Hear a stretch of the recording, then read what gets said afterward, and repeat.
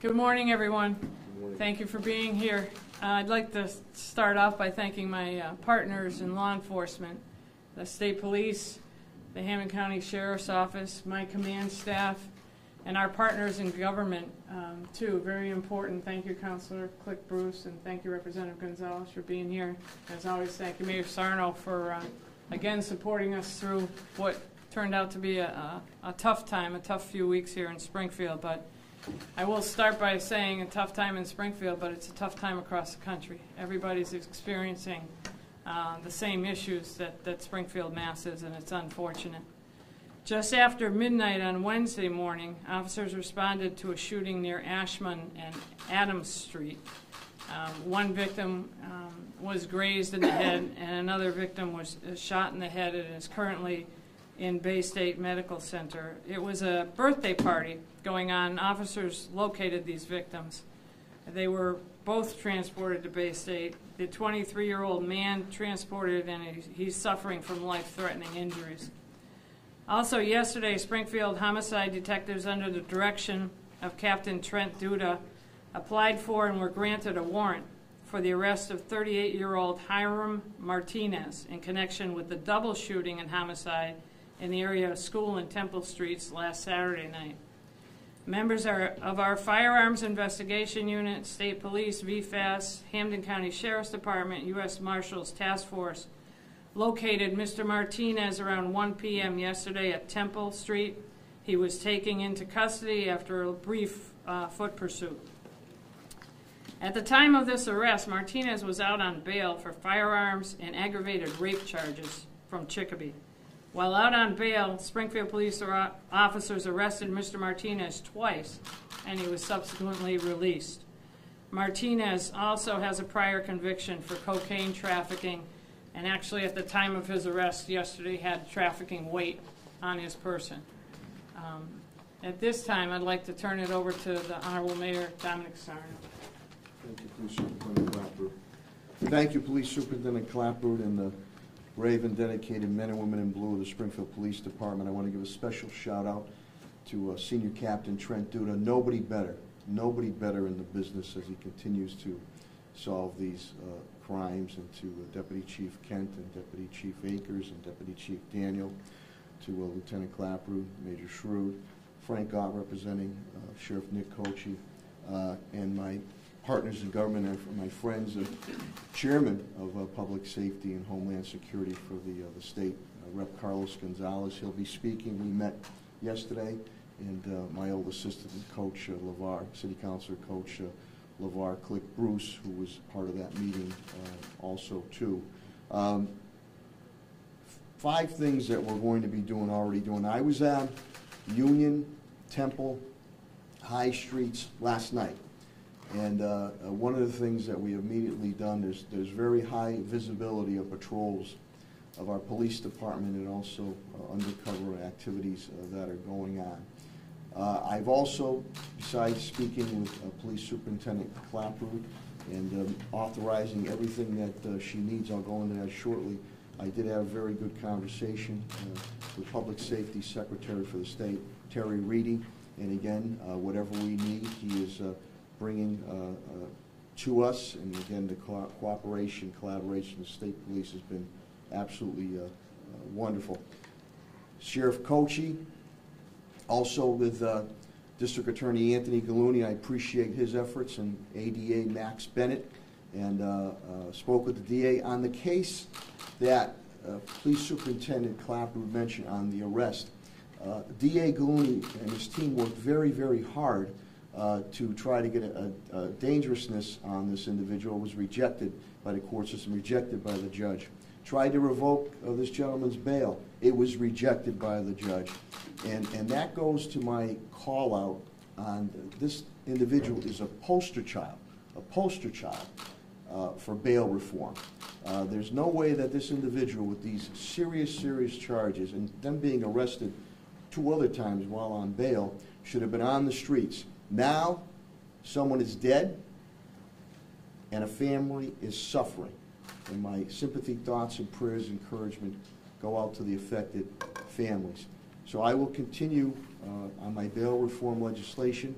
and I'll continue to fight for my residents and the business community on that. But there was no way that this gentleman should have been on the streets.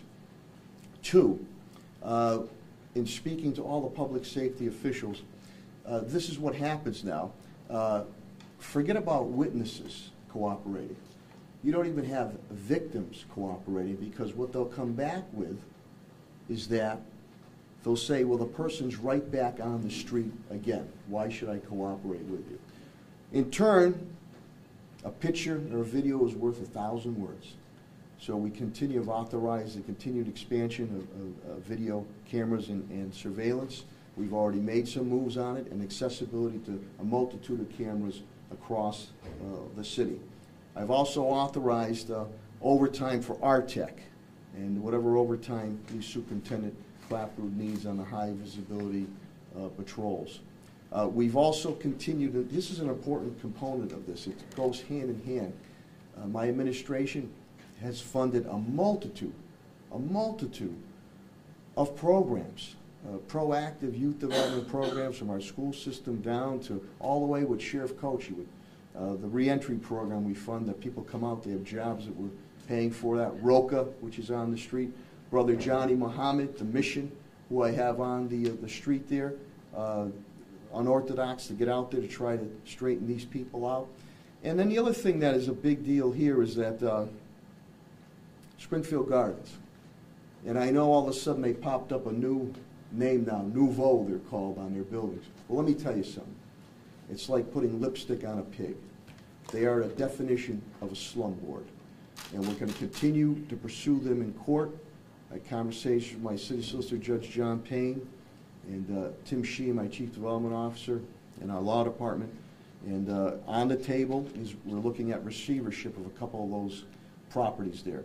But they are the main culprit that is causing these type of crime activities. And I have to let you know, when the past raid that we did a few weeks ago, 44 arrests were made. 44 arrests were made. Numerous guns and poison were taken off the streets. But we had a compassionate side, too. Through Frank Goth, Sheriff Nick Coachy, we had the units out there to help the women, the young ladies dealing with the prostitution type thing, to try to give them the help that they need. Turn around quickly, though. 44 arrests, 30 were almost immediately let go, right back on the streets. So they don't face any type of repercussions whatsoever. It emboldens them to continue to do these things, whether it's state police, our federal partners, task force that we have, our brave and dedicated men and women in blue. Arrest, arrest, arrest, and they're let back on there. The other thing, too, when people indicate, and I carry them with me all the time, you know, we don't really want to speak to anybody. You know, we have Texatip, and I appreciate the media, and we have it in English and Spanish, putting that out there. This is anonymous. It works through the Sheriff's Department, too. It's anonymous. You can send that information, and that's key. The meeting yesterday that I had with a state representative and chairman, Carlos Gonzalez, and I appreciate his outreach, and Bishop Talbot Swan, the president of the NAACP, Brother Johnny Muhammad, who does the Mission Street outreach attack for me, and City Councilor LeVar Click Bruce was very, very good and very, very positive. And we want to make sure, as we continue to expand our group, and I think maybe we'll do something next week with the gentleman I met with. Big things here is that they all said it. This is just not a governmental issue, problem. This is a community and a family issue that people have to step forward. But we have to give them the whereabouts and safe havens and ways to get information if they feel a family member, they know something's going on, because they're in fear themselves. Also, they had mentioned, too, that with some of these individuals here, you know, they should not have been on the streets, period, on it. So that's just as important as a component as far as it's a multi-pronged approach as we're moving forward. But Texatip, again, is very, it's anonymous, so you can get information to us, and we're going to continue the camera expansion with the video surveillance in that area and in other areas of the city, and accessibility. Overtime has been okayed for the RTAC unit and other patrols and federal and state partners that are currently doing things, but we also, again, and let me finish with this. When you see the release of the individual, and who knows if he's tied to other murders, that's an individual that should not have been on the streets. Now someone is dead. So we're coming about it in a multi-pronged approach. You have the text-a-tip, and there is a multitude of programs out there that families and young individuals, even older individuals, can take advantage of it if they want to. If they want to. So this 1 or 2% is repeat violent criminal offenders. They have to be held. I mean, again, this guy's the poster child for it. Now somebody's dead because a judge would not revoke the bail, because a judge would not grant a dangerousness hearing. Police arrested him twice already on bail. Rape, previous firearm charges, drug dealing. So now a family is grieving. And then they'll ask us the questions. Why was this person on the street? Need to ask that to the judge, some of the judges in our court system on it. But we'll continue to be proactive with our programs. We'll continue on the street suppression. So street suppression is a key right now, and then we're going to continue with the outreach programs. But if you could get out there to text a tip, I appreciate that. That is anonymous. We will knock this down, and then we will continue to pursue the cancer of Springfield Gardens, or now they call themselves Nouveau, in the properties there, because they are harboring these individuals here, and I'm not going to mince any words on that. So I thank each and every one of the brave individuals in your team, some that are not here, for what they do day in, day out. They put themselves in dangerous situations to keep everybody safe and sound. And again, to Trent Duda, Senior Captain Trent Duda, nobody better in the business. Nobody better in the business. And I thank District Attorney Gallooni for his continued efforts to try to keep these individuals behind bars. We just need some of our judges to cooperate. With that, I'll turn it back to Police Superintendent Clapprood. I know that Chairman Gonzalez will be saying a few words, and City Councilor Glick Bruce, and then we might have some of our other public safety officials say a few words. Thank you, Mayor. So on the police side of things for law enforcement, we are investing in new and improved technology, not only in that area, but we know that we will just disperse it so it'll go into other areas. So we're looking citywide to improve the technology, and I've included more than cameras and surveillance and monitoring, but we'll leave it at that for now, that we are doing other things and we are investing in other ways to help us solve these crimes. Because as the mayor indicated, not only do we not get help from witnesses, but we're not getting help from the victims. Shot multiple times, and they want to take care of it themselves, which will lead to further gun violence down the road somewhere else. And I will tell you that the unfortunate and sad truth of it is that our presence alone is not a deterrence. We are more of an inconvenience. We no longer have that, oh, here are the police fear and in suppressing crime. We are an inconvenience to them where they will wait or just move a block away. So we need the technology, we need the help of our federal partners who are very busy in helping us out. ATF, FBI, and the DEA are engaged and involved in that area and other areas of the city, and they help us on a daily basis. 2 years ago, July, I started the Firearms Investigation Unit. We saw an increase of gun violence across the nation, and we knew it was going to impact us here. In these 2 years, the unit alone has seized 319 illegal firearms. These guns were unheard of just a few years ago, and the number of shootings we're finding, although there is a slight uptick in the number of shootings May and June of this year as compared to May and June of last year, probably not as high as what you would think. The number of rounds fired are greatly increased because of the type of weapons that are getting into the hands of these people. So we're trying our hardest. We're good at what we do. We do law enforcement. There's a lot of other issues going on here in the causes, and I'm thankful and glad to hear the mayor getting involved with different groups and community responses, the religious responses, anything we can do in the schools. We have to start younger now and get our message to pretty much grammar school kids, no longer high school kids. We got to go younger. There's obviously a sense of no responsibility, no value of life, and obviously the people that are dying here on our streets because of gun violence, no purpose to life. And I think that took me back when we were talking to some people last week with some of these shootings. 34 and 39, no reason to live, no purpose in life, nobody to live for. You know, it's a bigger issue than law enforcement, but we know our role, we know our lane. We're doing a great job. There's no detective bureau in the state better than Springfield.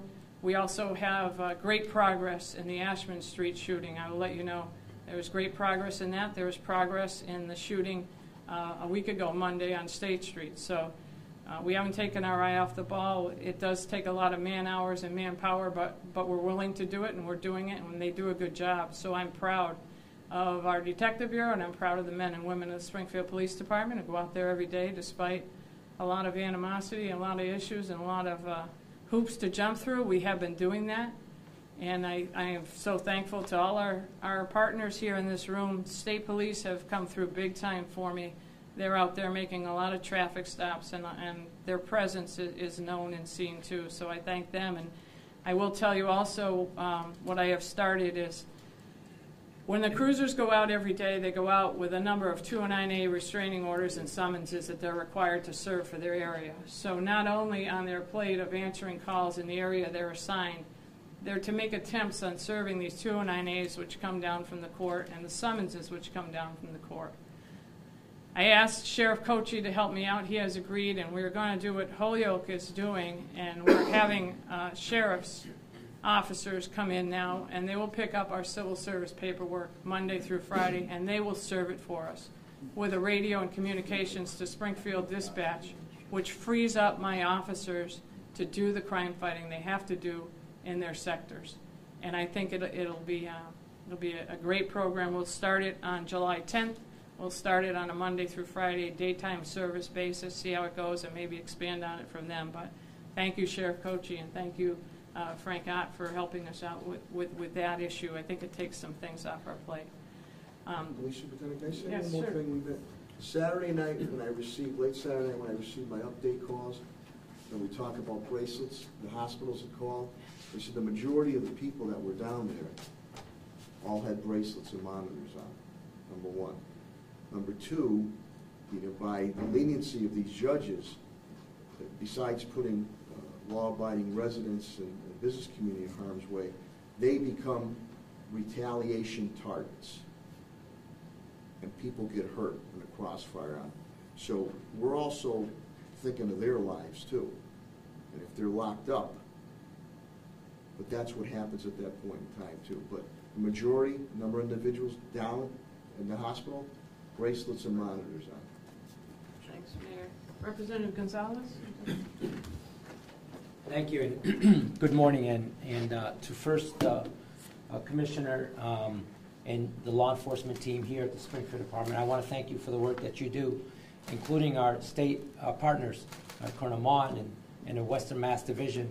And we're in the police department, and this is law enforcement, but this is not an issue of law enforcement and the police department or the mayor or city government. This is a community issue.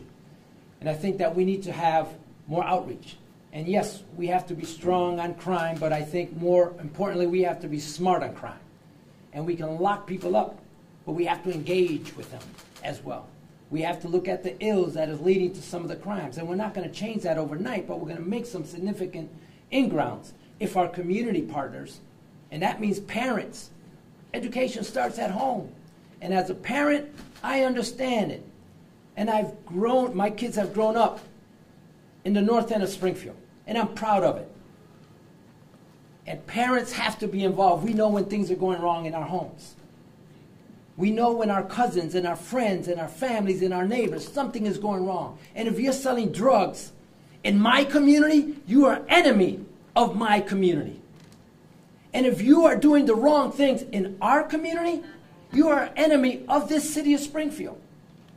And that goes without saying. We can share in the blame, but we must be part of the answer for the solution.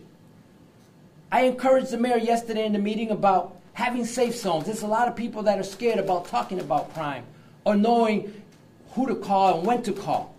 And we need to have those supportive services for our families and our good citizens. And let it not be known that, yes, there was an uptick in incidents in the city of Springfield recently, but that's in America.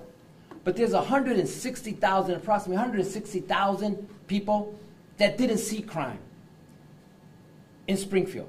So we are a good city, a safe city, a strong city with economic vibrancy. But we have some issues that we have to address like everybody else. But let's not pin it only on the issues, because we had thousands of students that graduated from our public high schools, all moving on to college and careers and opportunities. And we have to celebrate that as well. To our police department and the mayor's meeting yesterday, we encouraged him about having safe zones. And that's where the spiritual leaders come in.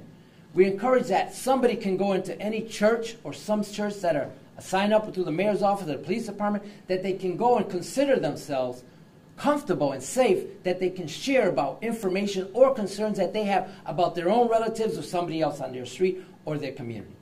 We asked them to look at how do we put more police visibility. And again, I've been here at city government when we had boots on the ground.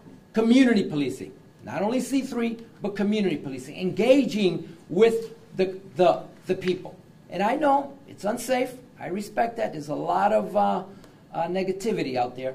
But if we need to have 2 officers or 3 officers or 4 officers or 5 officers engaging with people at the same time in order to make everybody safe, then I think that's part of the problem, part of the solution. We also need to have the cameras and the technology that we at the state and the federal government have to support the commissioner's request. And we will do that. In addition, I'll tell you something at the state level we're doing is the guns. We see the amount of guns in the street, and I know these kids aren't the only ones that are building these guns through ghost guns, and we have some legislation to combat that. We also believe that every gun legally purchased should be registered. Every gun that's legally purchased should be registered. And just like I know how many cars you have or you have, I should know how many guns, and the police should know how many guns are legally in a home when they are entering a home for some type of issue. And the reason for that is because I purchase a gun, and if I don't register it, that gun gets lost or stolen. How many guns can I buy? And how many guns can get stolen or be released onto the street in many different ways? Because let me tell you, we don't have a gang problem. We have a group problem of bad actors that are fighting for territory and making money in the wrong way. But again, it's a community approach. It's not a mayor problem. It's not a police problem, state police, or legislative. It's a community problem. And we hope that everybody encourages and they come out and not come to a meeting to tell about what the problems are. This is what I want to do to help this city stabilize from the crime that's existing and be proactive and not reactive, because these are reactions to crime. We have to be proactive. Thank you very much. Thank you. Counselor, would you like to? Good morning, everybody. Thank the mayor and commissioner and the police department just for your hard work and dedication. I truly thank you. We met with the mayor yesterday, and I'm pleased to say from that meeting right away, with no hesitation, within minutes, he agreed just to contact the commissioner and have boots on the ground. So I want to be a part of the solution and bring in us together, because again, like State Rep just said, it's a community problem. I grew up in the heart of Mason Square, and we have a lot of success stories. So we have to begin and continue to tell success stories, because we have a lot of those. The mayor and his administration funds bevy of programs, and one of those programs is Shannon Grant. So we have to do a better job with telling the stories because we have a lot of success stories. Public safety is near and dear to my heart. If people don't feel safe, I'll say it again, nothing else really matters. I want to commend again our police department, our state, our sheriffs for doing a yeoman's job because it's tough out here. I too is on the streets and dealing with teens every day. And quite frankly, some of them don't want the help. So we want to help those that want the help. And quite frankly, if those that don't want the help, tell them all the time, you're either going to end up in jail or even worst case scenario. And last, before I just step away, my sincere condolences to those that lost their lives and the families. God bless you. Thank you. Thanks, Council. Anybody want to? No. Frank? Brendan? No, you're good. Brian's good. Just got that. I think that's the message from us today is we have some issues. We have some uptick in crime and in shootings. It's not unusual what's going on across the country. But I think you've heard how we're going to respond to it and how we're dealing with it. And we've had successes in some of these investigations. They're arduous and really manpower consuming, but we've done it. We'll continue to do it. We'll have some better news, I'm sure, in the coming days of some of these other shootings. If we're doing our job, we're risking our lives. We can only ask the court to do their jobs. And when these people are brought before them with a good case, with more than reasonable suspicion, hold them accountable, keep them incarcerated, and get them off our streets. We're finding a small percentage of real bad actors are doing a large percentage of the violent crime out there. So the courts can help us out, and then we'll employ other activities and get the neighborhoods involved and the families involved and some new technology, and we're doing the best.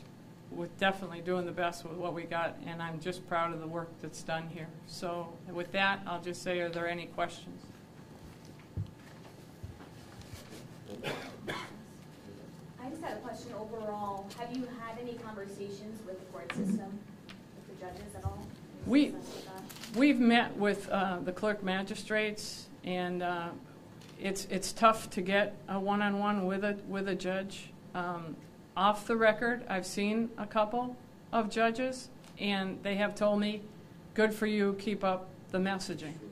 You know, they're not upset by this inquiry or this demand that they do their part. Because as I explained to them off the record and when I see them, it's just that we're not getting any information from people, and I don't blame them, because who they're telling us about, we arrest and they see the next day. And now they look at them saying, is it you that snitched on me, that told on me? It's worse. They come out emboldened. So I think they know my frustrations. Some of them do, and I'm hoping this message resonates with all of them. Kristen, we have had, I know with First Justice John Mulvey on during the courthouse issues when he reached out for support on that, strongly made mention of that, and for years ago, many of the judges would say, change the law. And we're trying to change the law, file legislation that I filed through State Representative Angelo Pupolo and Chairman Gonzalez. So they're going to relook at that on certain things. Those are for those repeat violent criminal offenders. But Police Superintendent Clapprood is correct. There's plenty of judges I know and I'm friends with too. And they will say, after this, keep hammering away. Because sometimes they said they'll shake their heads on why somebody should be on the street. So discussions have. I'd love to speak to them more on it, but I think right now, if you had the legislation being able to be passed, and the legislation that if I filed, if a defendant, he or she does not like their bail and or bail restrictions in district court, they have the right to kick it up to Superior Court. If they don't like it there, they have the right to kick it up to a single justice of the state Supreme Court. We, the people, have no such avenue whatsoever. There are a couple of states, Virginia and others, that do this, that there was a mechanism that doesn't take anybody's rights away. There's a mechanism to say the bail or no bail or the bail restrictions are just too lenient. For prosecution, the DAs to say this would be that we have to relook at this. And it'll be the same thing, that from district court to superior court to a single justice of the state Supreme Court in a timely matter.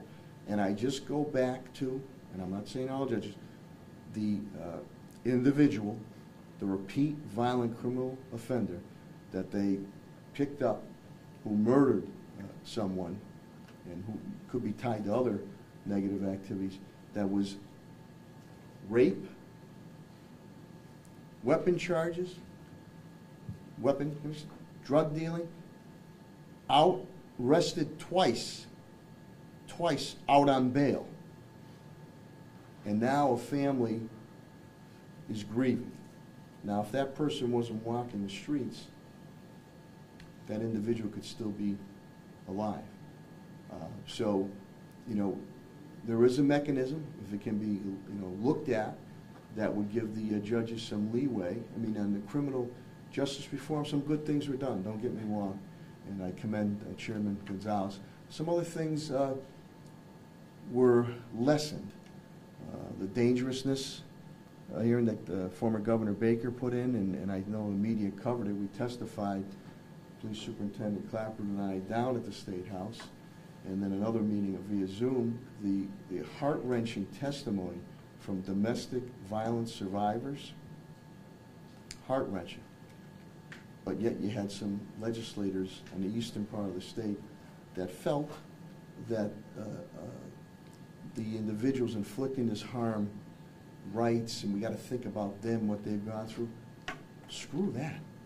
What about the victims and the families? So that very limited passed on that. It was watered down a tremendous amount. And again, all for reentry and rehabilitation. I fund a program with the sheriffs that we just funded for $500,000. People coming out, the jobs are paying for those jobs, and all the programs that we fund. So these are just for those hideous crimes. The 1 or 2%, as Police Superintendent Clapprood indicated, they seem to be the ones creating all the havoc. So you don't get the witnesses to cooperate. The victims don't cooperate. And then, as you said, the individuals who are committing the crimes then become targets of retaliation on the street. And these guys don't shoot straight. All of a sudden the crossfire occurs, somebody innocently gets on. And don't get me wrong, any loss of life is tragic no matter what. And as Councilor Glick Bruce indicated, my sympathy, thoughts, and prayers go out to the grieving families. But a lot of this can be stopped if you held these individuals. You want to stop gun violence besides the laws that are being put in? Keep these individuals off the streets. And if you do that, you will see a drop in the shootings that occur. And keep these poison dealers off the streets. You just had, I think that was a Fed case, fentanyl, dealing heavy fentanyl. What's the guy get? 6 months. That's poison. Maybe the guy says I can do 6 months standing on my head. So we're working multi-pronged approach. The outreach is Councilor Glick Bruce said and Chairman Gonzalez, the proactive programs, the safe type things, but we need the cooperation. We're doing all the heightened police activities, but we need the cooperation of the courts. And again, if you wanted to post a child, this guy's it. And I saw when I said, after speaking with District Attorney Gallooni Anthony a few times, and he did everything he could do. Dangerousness, denied. Revoke the bail, denied. That's very frustrating. So the DA did everything that he could do to keep this person locked up. The judges let him walk. We got him. Somebody's dead, and he could be tied to other crimes. So it's not. Hey, listen, we're big boys. We're going to do whatever we have to do, big boys and big girls. But as Chairman Gonzalez and Councilor Glick Bruce said, and Brother Johnny and Bishop Talbot Swan, the NAACP president, community and family got to step forward too. They know what's going on. Some might want to cooperate. Some are in fear, so we have to give them the safe havens where they can go. And again, I'll end with this. Text a tip. It is completely anonymous. Completely anonymous. You could save someone's life. Thank you. Thanks, Amelia. Anything else? Any other questions for anybody up here? Thank you. I thank you for being here. Have a great day. Stay safe.